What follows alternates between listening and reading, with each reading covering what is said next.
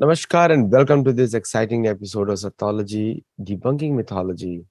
Sattology means science of truth, or study of truth. Opposite of that is mythology, which means science or study of fake, lie, or imagination.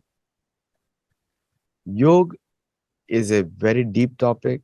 As I'm researching and writing, I am enjoying it. Plus, also, it gave me a completely new perspective on what Patanjali said and what Patanjali means. But I have a very good person to speak on it because he practices and teaches. It's a family thing for them. So let us welcome yoga scientist Atul Vyas. Very good morning to all of our viewers and listeners all across the globe. Very good morning to Aditi ji also. Thank you. Uh, Atulji, one question I had is like people, now I'm seeing it myself and reading it, and since I'm translating the Patanjali Yoga original work, the importance of pranayam in Hatha Yoga is tremendous. Like you cannot do Hatha Yoga without the pranayam. So before I ask the next question, I'll give the floor to you to explain the correlation between the two. Thank you, Aditi ji. I will try to explain to the best of my ability and with my all limited knowledge. First, before answering about pranayama, I will briefly explain what Hatha Yoga is. And pranayama is a science of advancing after the body is purified. Now, what is Hatha Yoga? Hatha Yoga is not like Hatha means, I mean, intellectually, if you translate it, Hatha means, obstinacy, and Hatha Yoga is being an obstinate that I will raise my hand, keep my hand up for 15 years. This is not Hatha Yoga actually. Hatha Yoga is a mixture of two Bija mantras called Ha and Tha. Ha means in Sanskrit sun and Tha means moon. Now, further explaining the meaning of sun and moon, sun represents pran energy, vital force. Prana, according to yoga, is pra means vibration and na means cosmic vibration. So prana is basically a cosmic vibration, and it is according to yogic philosophy, everything which we see in this world is basically a manifestation of prana, from subtle to that energy. I mean, if you can call it a vital energy force, it's an energy which can be which manifests in anything and everything possible around the world. Energy and matter kind of a relationship. That energy can be converted into matter and matter back to energy is how the world goes around. So even Shivananda, the great yogi, has written that if you once understand and knows prana, he understands Vedas. So prana are so important. So the right side of the body is pranic body, and the thumb is moon. That is the left side of the body, or the cooling part of the body, is called the body of mind. Is because according to yoga and Jyotish Shastra, moon uh, controls our mind. मन को control करने वाला moon चंद्रमा होता है. So moon controls the mind. So this is the right side of the body is my body of mind. So the ultimate aim of all yoga and hatha yoga is the enlightenment. And for the difference between hatha yoga and Patanjali yoga or classic Ashtanga yoga is is that their approach is little different. uh, Patanjali was a contemporary of Lord Buddha, so was influenced by Buddhism. Yama, Niyama, moral ethics, moral code, they are all part of influenced by Buddhism. So their approach is that first you control your mind through Yama and Niyama, then you start asana and pranayam and all that. And Hatha Yoga believes that controlling the mind, suppressing the mind, following a moral ethical code is not an easy job.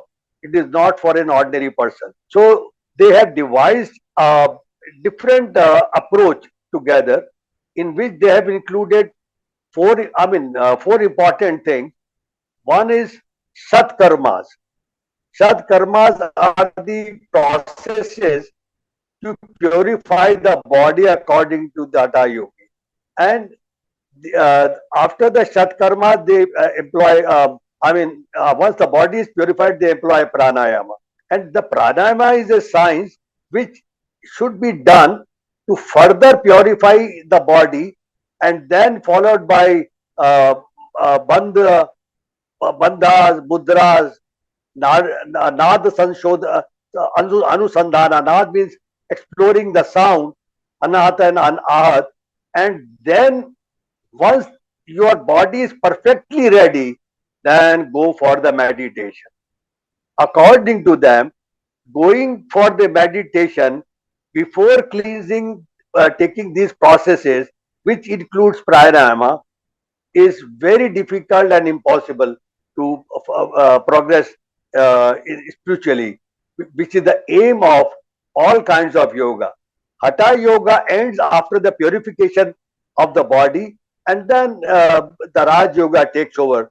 I mean, we can briefly say that this is the basic sequence of the things. I mean, before pranayama.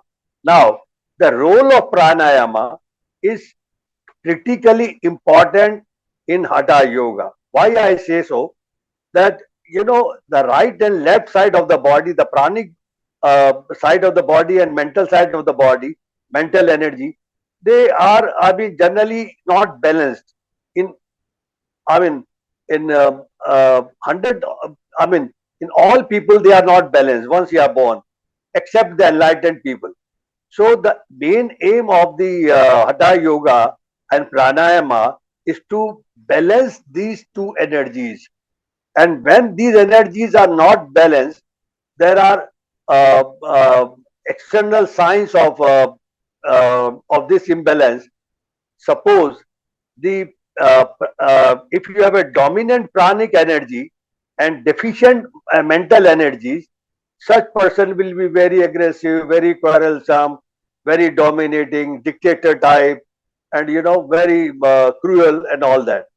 And in persons where mental energy is dominant over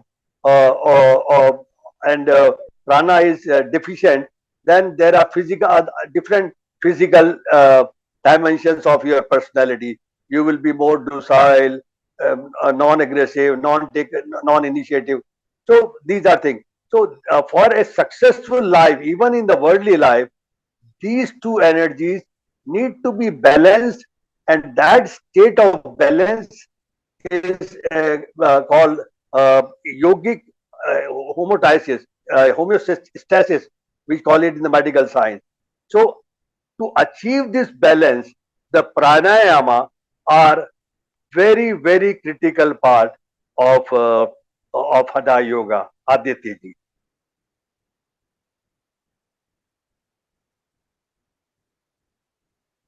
The one of the things which people do is like I'm seeing all the yoga instructors now studying all their courses in the US. Very few places, so they have rejected pranayama completely.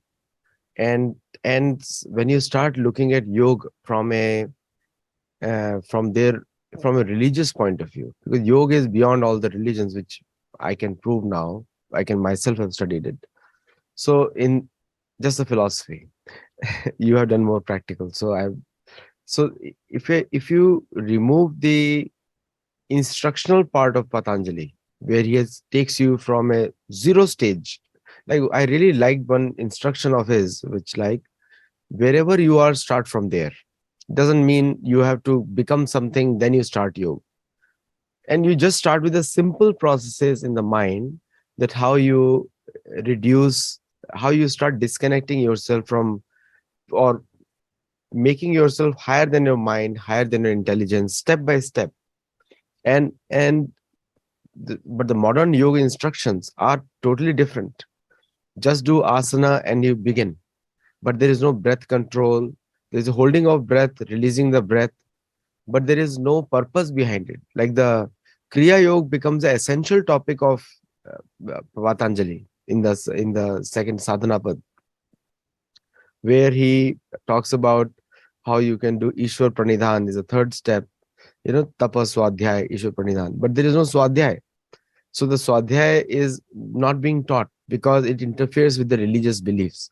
So like people who are stuck by the religious beliefs or dogmas, how do they transcend in their own cultures on this yoga progress? In that case, Hatha Yoga comes to for a, I mean, as a ready recipe for them. Here there are no moral code of conduct. Here it is very simple thing that one has to purify the body physically, number one. So they have introduced Shatkarmas. Of course, these Shatkarmas are, I mean, if you follow them as they are mentioned in the original text, are difficult, but they have been moderated, by later yogis. So one should follow Shatkarmas, and these following Shatkarmas will purify your body. And once your body is purified, uh, your belief systems and your nature, everything goes for a big change. There will be, tremendous change. In your personality, you know, the impurities or toxic element in our body can are responsible basically for all the ills of the personality and all the diseases basically. So these satkarmas, which include, it will be a very long topic to discuss these satkarmas, but briefly they are neti, basti, kapal bhati, nada ansandhana, uh, uh, and two more. I'm sorry, I'm not able to recollect them. So these satkarmas, six, they are basically cleansing processes. Uh, Basti, Neti, Dhauti. Dhauti is very important also. So they are basically cleansing process. Like Danta Dhoti is cleansing the teeth. How to clean the teeth? Because the health of the teeth, I will just explain, is related to your digestion. It is related to the health of your heart. If your teeth health is not good, then you might be not having a very healthy heart circulatory system.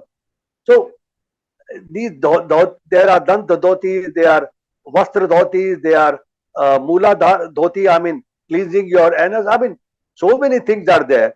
So once you follow these systems in a moderate way, then you purify your body, and they don't interfere with your faith. Cleansing your teeth does not interfere your faith. Cleansing the your nose nasal passage with water does not interfere with your faith. So all kinds of basti, dhoti, and kapal bhati is a shatkarma where you expel forceful breathing out or breath of fire, as per the American system calls it. This kapal bhati is such a important.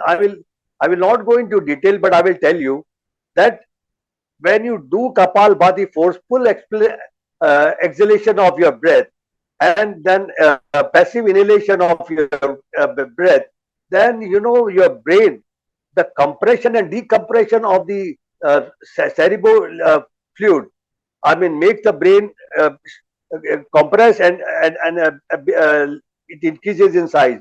So the toxic of brain are removed from the kapal bhati. That's why the skull shines. That's why it is known as kapal bhati. Kapal means skull, shining skull. So this is one of the advantages I'm talking about. And uh, and then the samana vayu, which is again the energy uh, which uh, which is stored in the navel area, or which lives in the navel area, and which is responsible for all the digestion and all that, gets activated. So before to understand the cleansing processes, one has to understand the Vayu system of the body.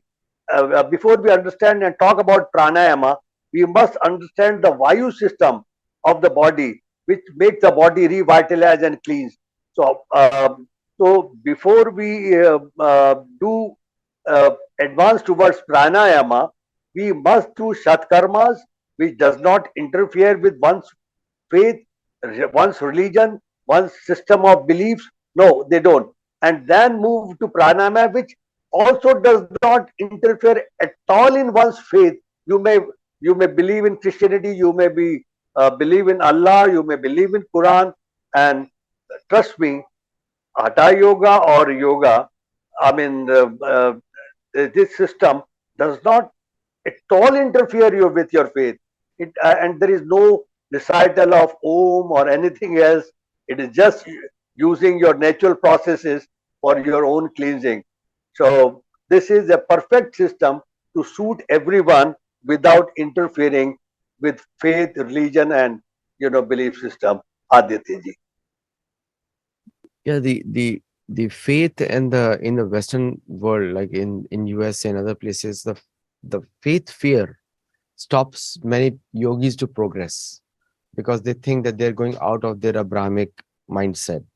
And yoga is all about rising all mindset. It's not just Abrahamic, including sometimes even beyond. When you talk about Veda, is three guna Vishya Veda. They deal with three guna, and here Patanjali says very clearly, rise above them. Krishna says also, rise above them. And so it is difficult for them to understand yoga is to rise above the mind itself and above the intelligence itself. So the without pranayam, hatha yoga is not complete, because if you do not practice pranayam while doing hatha yoga, then the hatha yoga remains just a hatha. Yoga part is gone.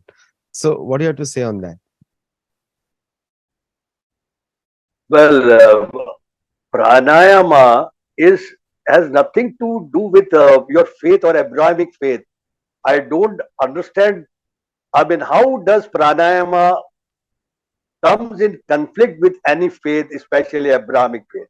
For example, uh, you have, according to yoga system, the world revolves around a life force or life energy or cosmic vibration, which we call prana, number one.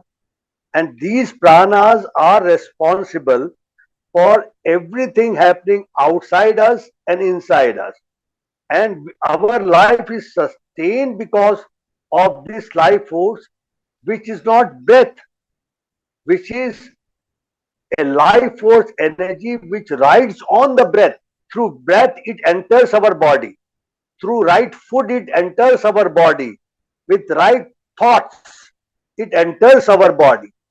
So, with lifestyle, the pranas are strengthened, and with bad lifestyle, they are depleted. And the depletion of prana leads to diseases, fatigue, old age, and other things. And their balance and their strength in the body results in youth, energy, success. For example, what's the difference between a commoner and suppose ex-American President Bill Clinton? Bill Clinton prana were vibrating at a very higher and greater pace and has a larger quantity of prana in them, so he was the president. And person with a failure kind of a life, with a drug addict, is lying idle in a street. The difference is in the quantity, quality, and of the prana in both of them, and the oscillating capacity of the prana in them. So one should understand the concept of prana before discarding or without believing in them. So I will explain very briefly about the concept of prana. As I said, according to the yogic philosophy, everything and anything in the world is based on the life energy, which is called prana, and everything is a manifestation of the subtle energy called prana. As science says the matter is energy and energy is matter. But Max Planck, when he was given the Nobel Prize, said that there is no matter. In his Nobel Prize speech, he has said that there is no matter, it is all energy. And yoga has been saying so all along. Basically, uh, there are many yogis I know personally. I mean, they are not anymore now, who have dissolved their body, physical body. There is no trace of physical body in this world. How did they do it? They just converted this physical body into energy, light, particles and waves, and disappeared. So this is the power of pranayama, uh, that they can convert this dead, what you call it, matter, energy, body into form of energy. So the you can experience it when you do the pranayama. I mean, you will experience that your body has become lighter.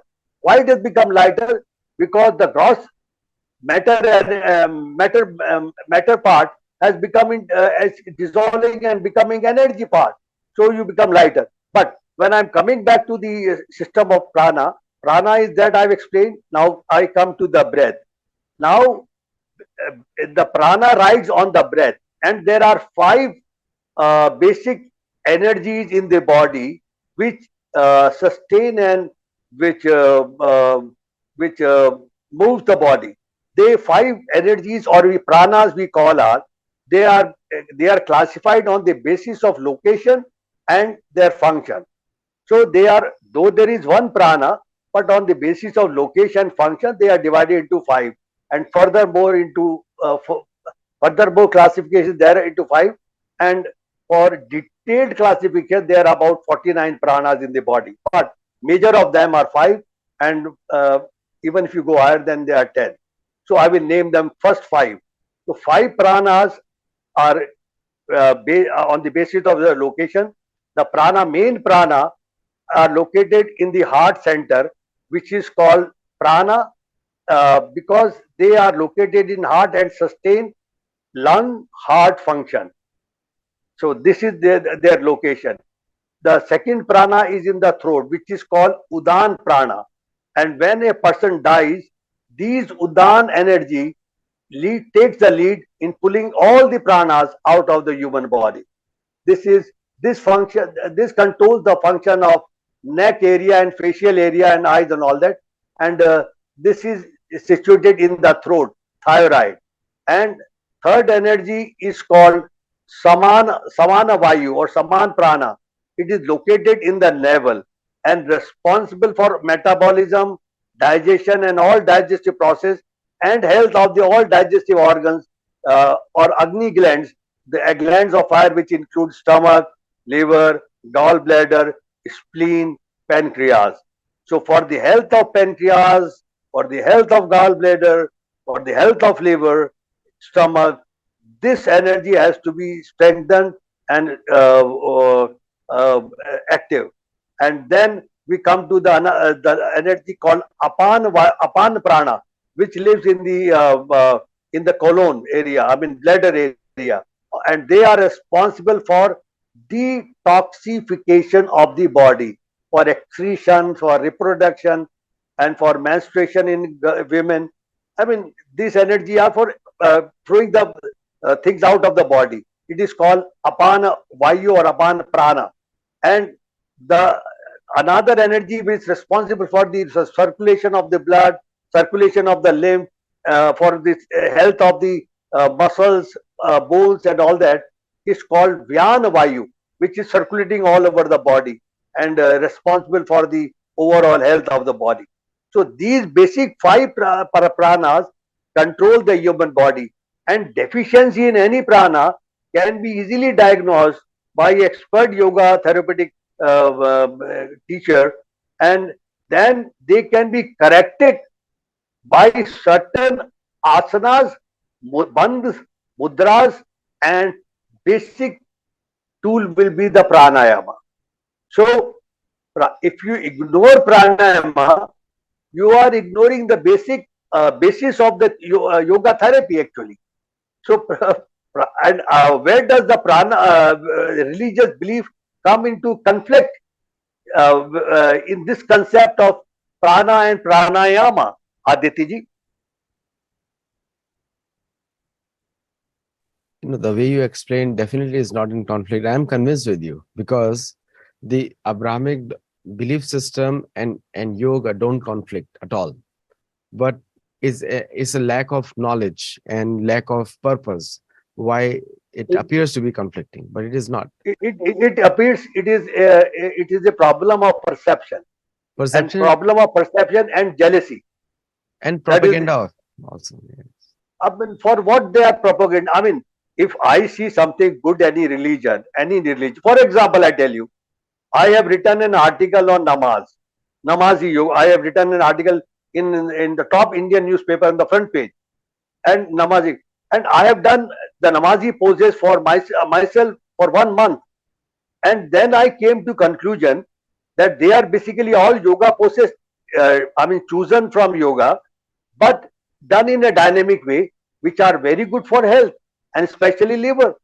So, I mean, I have no, I mean, hesitation in accepting this is good for digestion if you one does namazi puja. So why people have got problems? If you have anything good in Christianity, everything good in Islam, I readily admit and admire and follow it. For example, Prophet Muhammad has said that eat the seeds of kalonji. I don't know the English name. Eat seeds of onion. They are known as kalonji in India. Bole, it can cure all diseases except death. I eat it. So I don't see. I mean, why people have this uh, uh, what do you call perception? This wrong perception that this is against our belief or our belief will go if you follow this. I mean, I'm sorry to say that this should not be and doing. and So, also the concept of Ishwar is not mentioned much in other places because the whole concept that Ishwar resides in everybody's heart, Hridesha Arjuna Tishtati, and that is not there. For them, they have to believe that Ishwar is somewhere outside. He cannot come inside the body.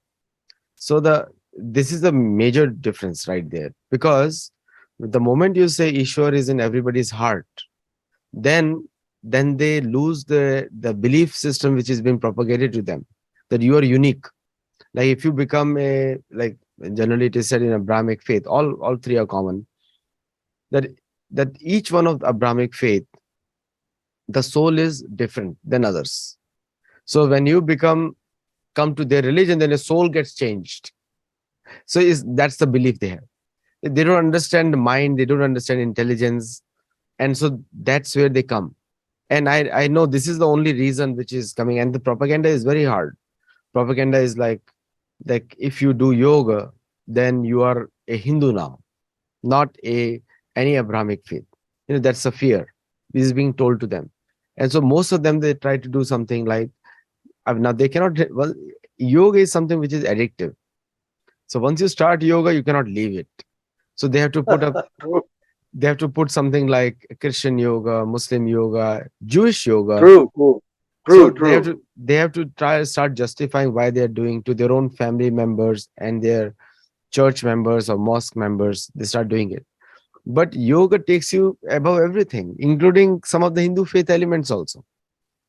True. Actually, I will give you one very, I mean, real life incident that uh, there was. I got a call from New York by a lady that we want to come, and I mean, I don't know, after the passing away of my mother, that we can I speak to your mother, and I told them she no more. Then said, oh, she had told us that you can come to us and we will teach you yoga. I'm a poor girl and this and that. I said, well, you can come. We will not charge you. We will give you a house and shelter with us ourselves. She came. I mean, about a month later with her boyfriend. They came in the night. They came in a huge car, and I mean, with lot of baggage. We accommodated in the house, and the luggage was very, I mean, luxurious one. So I didn't ask anything, and I did not give any witness to that. And later on, next day, when while we were discussing what to start and how to start, they she told that she is from YM, I don't know, women or YMWA, something like that, Young Christian Women Association, something like that. And then when she heard about this, me discussing about it, she said, "Why don't you make a yoga, Christian yoga for us? We will pay you very nicely." And I was surprised. I said, "You said you are a poor girl." Oh, no, no, no. Yeah. And then I said, this is not the interplay of faith. Yoga is for every humanity. And it, yoga is not Hindu or Christian. How can, oh, no, no, no, no.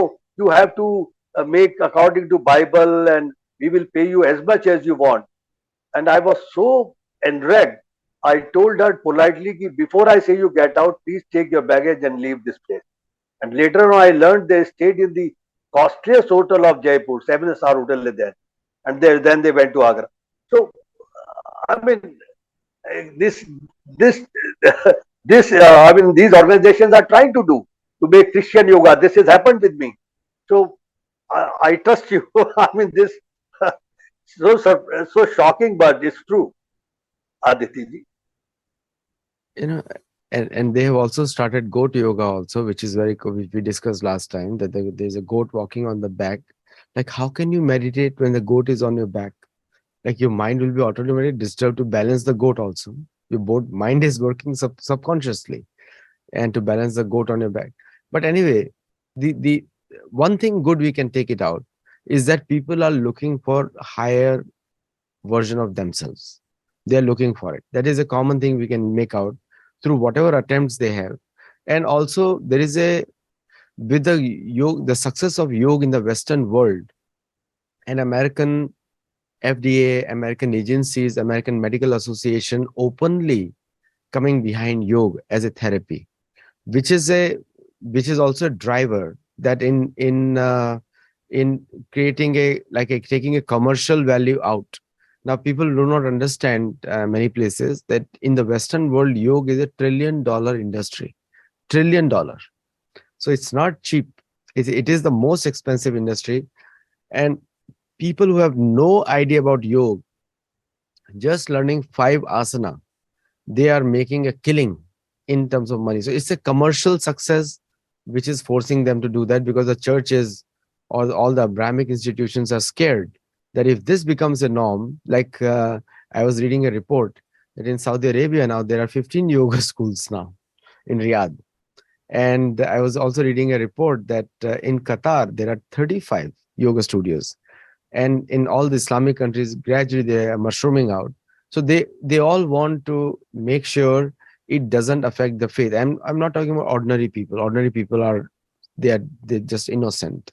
But I'm talking about the people who are at the helm, in the political masters. It is a great opportunity for them to play politics. So coming back to today's topic, uh, pranayam and hatha yoga are integral part of each other. There is, you cannot do one without the other. I mean, you should do hatha yoga, very essential, because our bodies are not the best. We need to make body stronger. Hatha yoga makes it stronger, and pranayam converts it into a yoga, because both of them have to go together. What do you have to say on that? You want to Well, I mean, summarize? not yoga actually. Yeah, the pranayam, basically Hatha Yoga, Shatkarmas are the first part of Hatha Yoga, which cleans the physical body of all the impurities, so that our nadis or psychic channels or the finer energy channels like are clean. The blocks are cleared. Once the blocks are cleared, then only the prana can, you can take in prana and do pranayama, and then you will get the real benefit of pranayama.